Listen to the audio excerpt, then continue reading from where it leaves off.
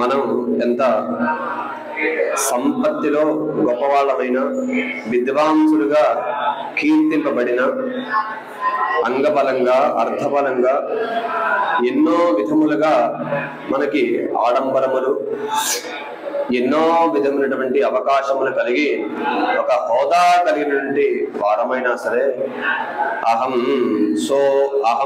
భావేన పూజయేత్, మన యొక్క అహాన్ని పూర్తిగా విసర్జన చేసి కేవలం ఈశ్వరారాధన చేయాలి. నేను బయట వారికి గొప్పవారు కావచ్చేమో కానీ ఈశ్వరుడికి మాత్రం నేను చాలా చిన్న పిల్లవాడిని. కాబట్టి అలాంటి స్వామికి మనం ఎన్నో వేల కొలది స్తోత్రములు, మంత్రములు ఇవేమి కూడా పఠించడం అవసరం లేదండి.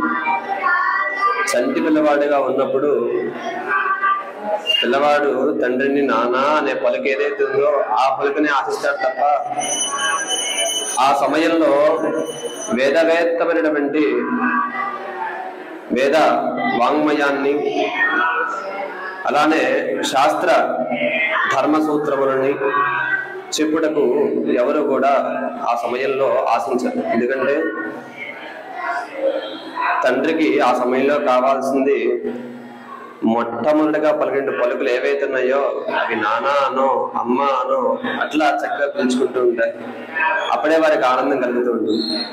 అలానే మనకి ఎన్ని విధమైన స్తోత్రములు వచ్చినా ఆ శివనామస్మరణకు మించినటువంటి ఇంకా ఏదీ లేదని.